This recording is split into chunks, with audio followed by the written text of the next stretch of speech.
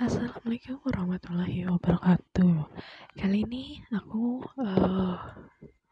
mau ngajak kalian virtual tour sekalian bercerita di salah satu museum di Jakarta.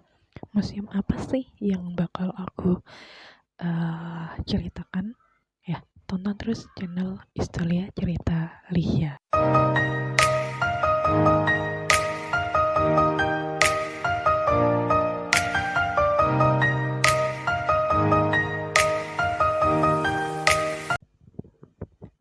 Nah, ini kebetulan kemarin aku dikasih link sama adminnya Munasprok, jadi ya alhamdulillah bisa buat cerita ke kalian semua.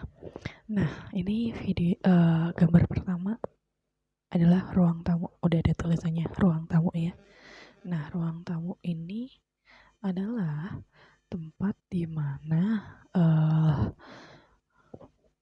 Laksamana Muda Maida ini kayak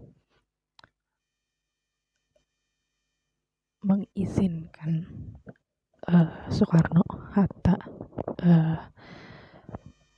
ke rumah dinasnya. Ini kan rumah dinasnya Laksamana Maida ya. Jadi waktu itu kondisi emang udah malam. Laksamana Maida juga mau bersiap tidur, tapi ternyata sudah kontek-kontekan langsung sama Ahmad Subarjo untuk meminta salah satu ruangan dari rumah beliau untuk dijadikan tempat perumusan teks proklamasi kemerdekaan. Nah, setelah kan pintu masuknya itu di sebelah sini nih ya, yang di samping meja ini. Nah, di samping meja ini tuh pintu masuknya di situ. Lalu dipersilakan masuk ke sebelah kiri sini ya, dan dipersilakan duduk. Kalau untuk di sebelah mananya aku lupa, Soekarno-nya di mana. Yang pasti Maidanya duduk di sebelah kiri ya, sebelah sini sih. Nah, sebelah sini kemungkinan, tapi aku lupa ya di mana. Yang pasti di ruang tamu ini tuh kayak Ahmad Subarjo meminta izin untuk menggunakan salah satu ruangan di rumahnya Laksamana Maida. Nah, ini ruangan tamunya seperti ini. Sebenarnya untuk bentuk rumahnya atau bentuk bangunannya itu rumah Belanda ya, bangunan Belanda, tapi ditempatin sama orang Jepang gitu. Nah itu. Nah, berikutnya setelah diizinkan barulah Laksamana Maida bilang boleh dan mempersilahkan Soekarno, Hatta, dan Ahmad Subarjo untuk ke ruang perumusan. Ini di sini dirumuskannya naskah teks proklamasi kemerdekaan 17 Agustus 1945. Nah, posisinya memang seperti ini ya. Jadi Muhammad Hatta di sebelah kiri, Ahmad Subarjo di sebelah kanan. Ini Ahmad Subarjo dan Insinyur Soekarno yang menggunakan baju putih di tengah-tengah. Jadi memang Bung Karno yang menuliskan naskahnya, lalu yang menyalurkan ide pikirannya itu ya Ahmad Subarjo dan Muhammad Hatta. Nah, ini Insinyur Soekarno sedang menulis teks naskah proklamasi.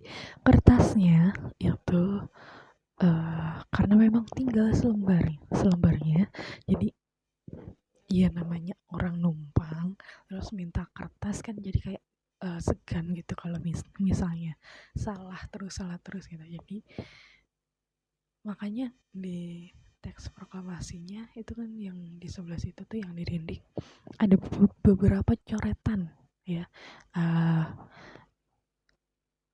Aku lupa itu coretan mengenai banyak coretan lah gitu pokoknya. Jadi proklamasi kami bangsa Indonesia dengan ini menyatakan kemerdekaan Indonesia itu dulunya waktu dirumuskan tidak seperti teks proklamasi yang sekarang kita sering dengar di upacara 17 Agustus ya.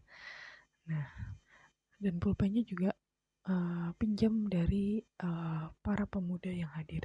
Jadi tidak hanya 3 tokoh ini, tapi ada beberapa tokoh lainnya yang menunggu di luar ruang perumusan. Nanti akan aku ajak kalian ke ruang perumusannya.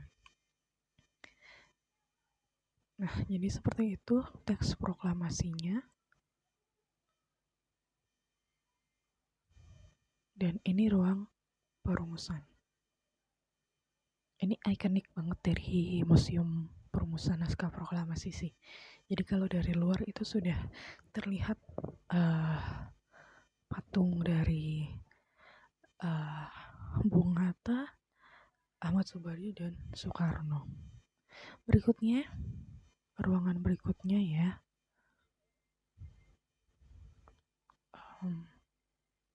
Ya, ruang pengetikan ini paling ikonik. Dari depan pintu masuk juga udah kelihatan karena lurus sejajar ya sama pintu masuknya. Nah, ini adalah yang mengetik Sayuti Milik, dan yang sedang berdiri di sebelah kiri itu adalah BM Diah. Ya, beliau berdua adalah orang-orang muda atau golongan muda yang memang ditunjuk untuk mengetik naskah proklamasi. Kan dari coretan tangannya Bung Karno tadi kan ya ada beberapa coretan, jadi harus kalau misalnya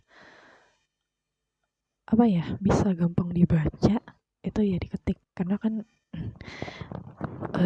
aku tahu tulisan orang Jawa tuh dulu tuh kayak tulisan sambung dan kadang tidak bisa terbaca. Itu pengalaman sendiri ya, kan tulisan bapak juga seperti itu, kayak sambung tapi kadang sulit dibaca ya. Dan diketik oleh Sayuti Malik ya, yang mengetik, lalu dibacakan oleh BM Diah. Jadi BM Diah ini membacakan tadi kertas yang sudah ditulis tangan oleh Bung Karno, lalu BM Diah merangkak ada beberapa kata yang tadi aku bilang yang dicoret terus diganti apa ya, kata-katanya itu mungkin kurang efektif juga untuk di masa itu gitu, dan lebih biar kayak merakyat aja gitu yang tadinya mungkin proklamasi kami bangsa Indonesia dengan ini menyatakan kemerdekaan Indonesia. Hal-hal ada yang dikurangi juga dari rumusan tadi ya, rumusan teks proklamasi. Ada pula yang ditambahkan seperti tanggal yang ditulis di kertas tulisan tangan Bung Karno itu 1605 itu penanggalan Jepang, sedangkan kalau untuk Masehi itu 1945. Nah, itu diganti menjadi 17 strip 8 strip 45 atau 05 kalau penulisannya Bung Karno. Tapi kalau untuk naskah proklamasi ini ditulisnya 17 Agustus 1945, jadi penanggalan Masehi. Nah, ada cerita menarik dari kedua orang ini. Saat BM Diah ini kayak mengetik terus salah mengganti kertas berkali-kali dan selesai mengetik dengan naskah yang dianggap sudah sempurna, ternyata naskah aslinya yang ditulis tangan Bung Karno itu dibuang begitu saja oleh BM Dia. Namun untungnya dibuang oleh Sayuti Malik dan diambil oleh BM Dia. Untungnya BM Dia ini kayak mencari-cari, kok mana sih tulisan tangannya Bung Karno, dan beliau langsung mengantongi tulisan teks proklamasi yang ditulis tangan oleh Bung Karno. Itu kalau misalnya nggak keambil atau kebuang tulisannya, kita nggak bakal tahu tulisan asli naskah yang ditulis tangan oleh Bung Karno. Jadi harus teliti banget gitu sih. Nah dari situ makanya kita bisa melihat tulisan tangan teks proklamasi versinya Bung Karno dan ketikan dari Sayuti Malik itu sendiri.